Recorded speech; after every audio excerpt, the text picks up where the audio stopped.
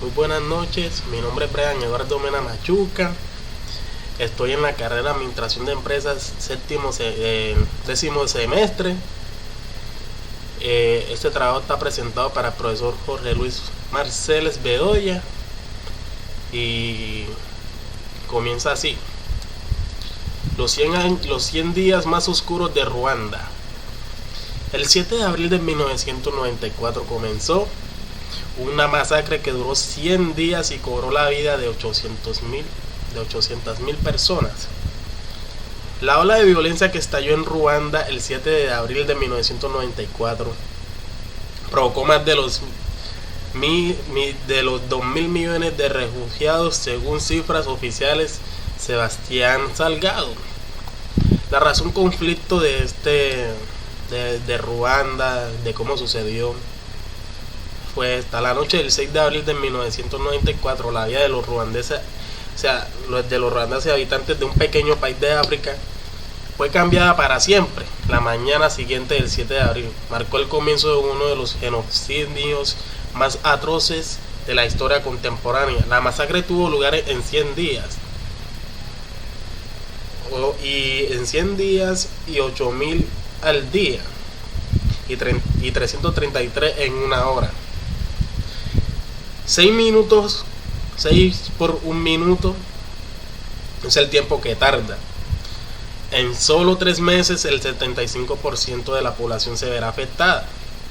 Esos Hutus mataron a los Tutsis étnicos, gente con amigos, porque los dos grupos étnicos son opuestos. Las colonias belgas prohibieron el gobierno de Ruanda con su llegada. A raíz de esas reformas se creó un documento.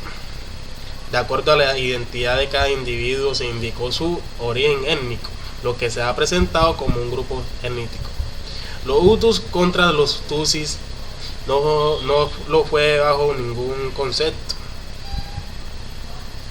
Hay una clase social. Lo que decía era que si tenías más de 10 años, una de las primeras leyendas de los belgas era esa. Vacas, era Tutsi, y si tenías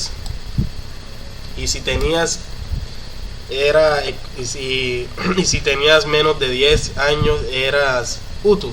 Posteriormente se asignaron algunas categorías. El primer criterio era económico. Estos eran los que tenían, y dice que las vacas eran la élite y que los que no las tenían eran más pobres. Bueno, esa es la razón conflicto. Ahora sigamos con la consecuencia de la guerra. Los enemigos fueron atacados con todas las formas posibles de violencia, asesinato con armas.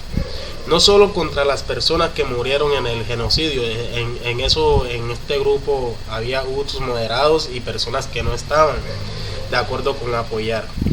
El fin del mundo. El nuevo gobierno distribuyó armas y obligó a los hutus a matar. Se supone que los medios de comunicación difunden el odio. Debes matarlos. Incluso todos los vientres de las mujeres embarazadas deben estar abiertos. En radio de televisión libre, damas en Simban eran hutus que dirigían un orfanato en la zona.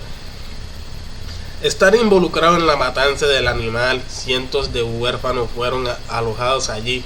Más de 400 personas fueron escondidas durante el genocidio. Los niños eran bulliciosos, lo sabía. Les dije que ya no había nada de qué preocuparse, aseguró a la ONU en una entrevista que la protegería. Bueno, ahora sigamos con transgresiones a derechos. Fue publicado por la Federación Internacional de Derechos Humanos. En los últimos 2 años la gente estuvo en el poder en Ruanda. Ejecutaron a 2.000 personas de la aldea, todas de etnia Tutsi, de la manera en que se habían organizado, en algunos casos individualmente y en conjunto.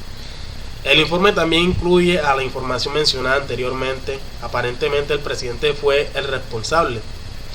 La impunidad de todos los perpetradores fue el resultado de la violencia y los crímenes que se estaban cometiendo. Bueno, hacer tránsito de democracia o considerar el fin del conflicto. Por esta razón, el 8 de febrero del 1993, el FDPR decide violar el alto al fuego acordado en el Tratado de Arusha, con la intención de detener las matanzas que se estaban propagando por todo el país. La ofensiva de este grupo guerrillero fue lo que suficientemente fuerte como para hacer retroceder a las milicias y a las tropas gubernamentales. Procesos e iniciativas que permitieron llegar a acuerdos. La siguiente.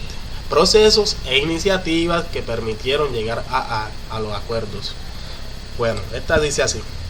Tomó el control del país en julio de 1994, liderado por Paul Kagame. La carnicería devastó un país sin un estado funcional. Después de décadas de favorecer el sistema, la comunidad internacional miró de otra manera. Hubo un choque debido a las castas. Hubo destrucción de viviendas y comunidades. Había 2 millones de personas que estaban fuera